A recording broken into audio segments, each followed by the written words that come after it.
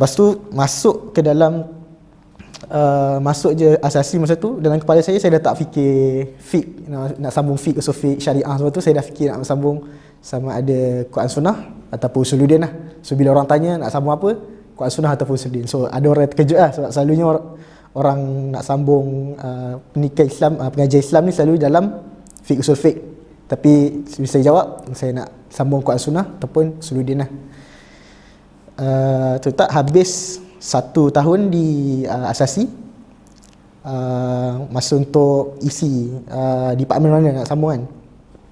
Jadi memang nombor okey, masa kat asasi tu adalah salah satu benda yang menyebabkan saya kenapa saya nak pilih Usuluddin lah.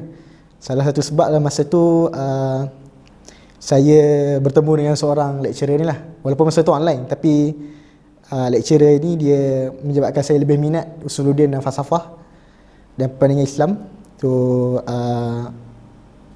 Doktor dia doktor Sifun Nasir Rahman. Sifun Nasir Rahman. So dia ajak saya join circle falsafah dia semua kan. So makin berminat lah masa tu kan. Dan saya pun masa tu PKP kan, duduk kat rumah sorang-sorang kan. So yalah, kita ambil bidang agama, tapi duduk kat rumah sorang-sorang ni, kita pun ada banyak benda yang kita fikir kan. Saya ada banyak perbincangan falsafah yang saya macam termain-main kat kepala saya kan.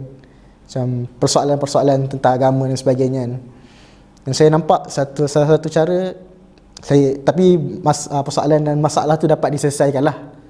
Saya tanya ustaz, lecturer-lecturer, baca balik beberapa buku, tengok balik beberapa video tentang penghujahan dan sebagainya. Lepas tu saya fikir, macam mesti ramai lagi orang macam saya ni dekat Malaysia ni, dekat dunia ni kan.